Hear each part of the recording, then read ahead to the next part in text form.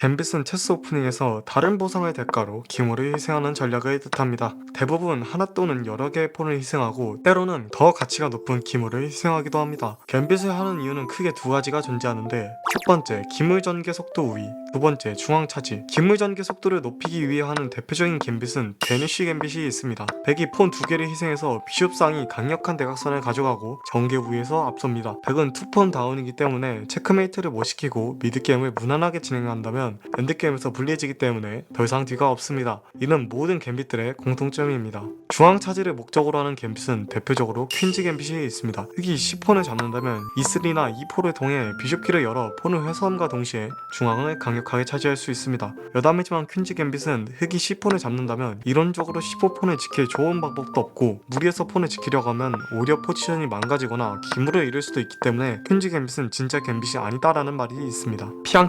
피앙케토는 비숍을 백기준 B2 혹은 G2 칸에 배치하는 것을 말합니다. 비숍이 이 칸들에 배치되면 체스판에서 가장 긴 대각선에 장악할 수 있습니다. 킹사이드 피앙케토는 비숍을 G2 또는 G7 칸으로 전개하는 것을 말하고, 퀸사이드 피앙케토는 비숍을 B2 또는 B7 칸에 전개하는 것을 말합니다.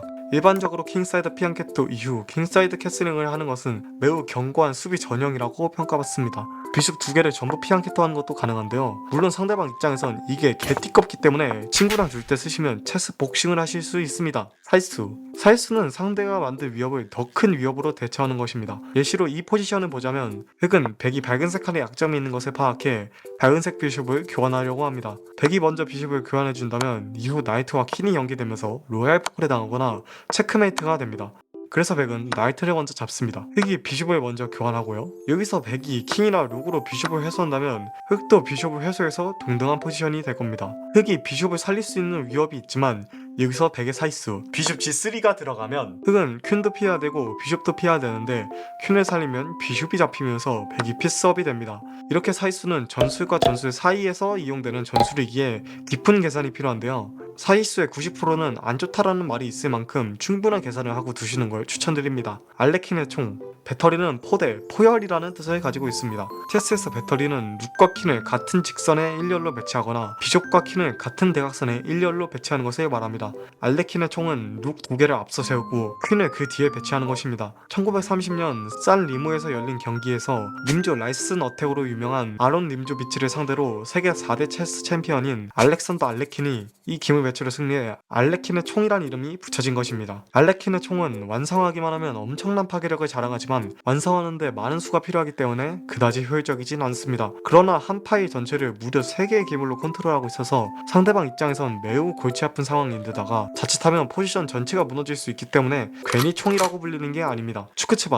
축구추방은 악수 강제를 뜻하는 독일어입니다. 특정 상황, 특히 엔드게임에서는 아무 수를 두지 않고 차례를 넘겨야 이득인 상황이 있습니다. 예를 들어 지금 이 포지션에선 백이 폰을 올리면 흑은 갈 수 있는 칸이 G7밖에 없습니다. 이러면 프로모션이 되고 흑이 지죠. 흑이 악수를 둘 수밖에 없는 상황이기 때문에 이것은 축구추방입니다. 반대로 흑 차례가 아니라 백 차례였다면 무승부 포지션이 됩니다. 이처럼 축구추방은 특히 엔드게임에서 많이 나오고, 이를 모른다면 다 이긴 게임을 말아먹을 수도 있으니 축구추방을 알아두시는 게 중요합니다. 전초기지란 기물을 배치했을 때 상대방이 그 기물을 쉽게 제거하기 어려운 것을 말합니다. 전초기지를 확보하는 법은 간단합니다. 첫 번째, 해당 칸을 폰으로 지켜야 된다.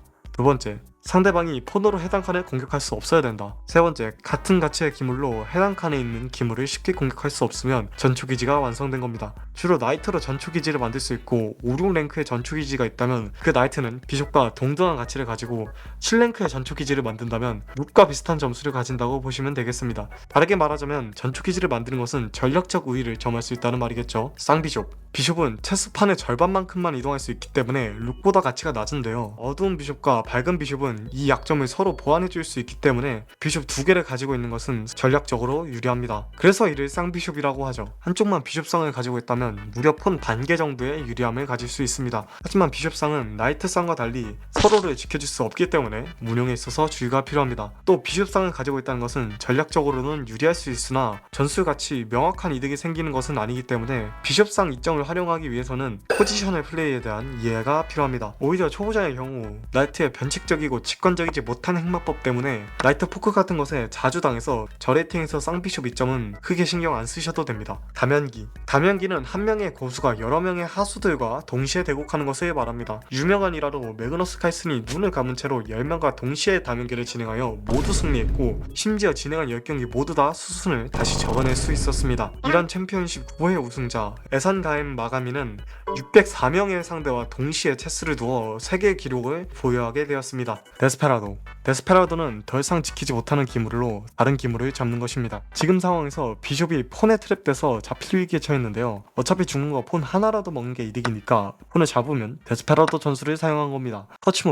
터치무브는 오프라인 체스에서만 존재하는 규칙인데요. 한 기물을 이미 건드렸다면 그 기물을 반드시 움직여야 된다는 규칙입니다. 그 기물을 다시 제자리에 두고 다른 기물을 움직이면 반칙배당하는 게 일반적이죠. 이 규칙은 상대 기물을 건드린 경우에도 동일합니다. 해당 기물을 잡는 적법한 수가 있다면 반드시 그 수를 두어야 합니다. 터치무브와 달리 프리무브는 온라인 체스에서만 존재하는 개념인데요. 상대 차례에 자신의 수를 미리 두는 것을 말합니다. 상대가 어떤 수를 두는지는 상관하지 않고 알바노? 하면서 자신의 수를 두는 것이죠. 한 수를 두기 위해서는 최소 0.1초가 소모되므로 미리 두기를 많이 했더라도 시간패로 질 수 있습니다. 프리무브를 사용하시면 실수가 날 수도 있기 때문에 프리무브는 블리츠나 블레드에서만 쓰시는 것을 추천드립니다. 체스에서 폰은 배치에 따라 여러 이름으로 불리는데요. 하나하나 알아보겠습니다. 고립된 폰, 일명 IQP는 인접한 열에서 다른 폰이 지켜줄 수 없는 폰을 말합니다. 고립된 폰은 폰 사슬의 일부가 될 수 없고 다른 폰과 독립되어 따로 떨어져 있습니다. 일반적으로 고립된 폰은 약점입니다. 뒤처진 폰은 다른 폰들이 이미 앞으로 전진했거나 제거되어서 폰으로 지켜지지 않는 폰을 말합니다. 자신의 앞선 폰을 지켜주지만 자유롭게 앞으로 전진할 수 없습니다. 일반적으로 뒤처진 폰은 약점입니다. 같은 열에 위치한 두 개의 폰을 말합니다. 더블폰은 상대의 기물을 폰이 대잡을 때 생깁니다. 일반적으로 더블폰은 약점으로 간주되지만 때로는 유용하게 활용될 때도 있습니다. 예시로 이탈리안 게임에서 밝은색 비숍을 교환했을 때 흑은 더블폰이 생기는데요. 이 더블폰은 중앙도 컨트롤해주고 나중에 나이트 전초 기지가 생기는 것에 대한 견제도 할 수 있기 때문에 약점이라고 볼 수 없죠. 하지만 고립된 폰과 더블폰이 합쳐진 고립된 더블폰은 매우 큰 약점입니다. 매달린 폰은 두 폰이 인접한 열에 위치하는데 다른 폰으로 그 폰을 지킬 수 없는 상황을 일컫습니다. 매달린 폰은 기물 위치에 따라 강점이 될 수도 약점이 될 수도 있습니다.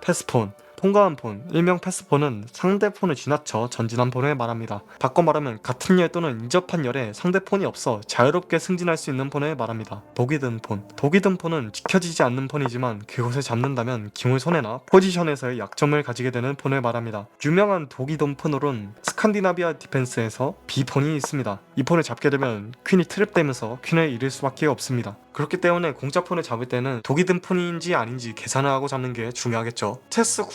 체스 906은 변형 체스 중 하나입니다. 11대 세계 체스 챔피언 바비 피셔가 이 변형 체스의 창시자라서 피셔 랜덤이라고도 불립니다. 체스 906과 일반 체스의 가장 큰 차이점은 기물의 위치입니다. 폰은 일반 체스와 똑같지만 그 외에 모든 기물이 랜덤으로 배치됩니다. 체스 906은 캐슬링도 아주 특별한데 이렇게 롱 캐슬링도 아닌 롱 캐슬링이 가능합니다. 이름이 체스 906인 이유는 말에 놓는 방식이 무려 960가지나 되기 때문인데요. 이렇게 매우 많은 포지션이 존재하기 때문에 장점과 단점이 둘 다 존재합니다. 장점으로는 기본 체스의 오프닝은 수백 년 동안 연구되어 새로운 수가 나올 수 없는 지경에 이르렀기 때문에 암기 게임이 되었는데 체스 906은 포지션이 960개나 되기 때문에 그랜드 마스터들도 이를 완전히 이해하지 못해 치열한 수싸움이 일어나는 편입니다. 이러면 좀 더 재밌는 게임을 할 수 있겠죠. 하지만 단점으로는 모든 변형 체스가 그렇듯 복잡하기만 하고 재미가 없기 때문에 체스 906은 추천되지 않습니다. 3회 동형 규칙은 똑같은 포지션이 3번 반복되면 무승부를 주장할 수 있는 체스 규칙을 말합니다. 3회 동형 규칙은 불리한 상황에 있는 플레이어가 무승부로 경기를 지켜낼 수 있는 방법 중 하나이기 때문에 매우 중요합니다. 반대로 말하자면 유리한 플레이어는 같은 포지션이 3번 반복되지 않도록 피해야 합니다. 상대에게 같은 수를 강제하는 무한 체크 등은 3회 동형 규칙을 활용한 전략입니다.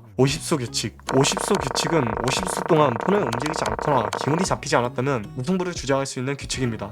이 규칙이 중요한 이유는 패색이 짙어진 경기에서 스테일메이트와 50수 규칙만이 유일한 희망이기 때문입니다. 엔드게임에서 망했다고 기권을 바로 하지 마시고 이 두 규칙에 희망을 걸어보시는 건 어떨까요? 오늘은 이렇게 생소한 체스 용어들을 알아봤습니다. 여러분들이 아시는 또 다른 생소한 체스 용어들이 있다면 댓글로 적어주시면 감사하겠습니다.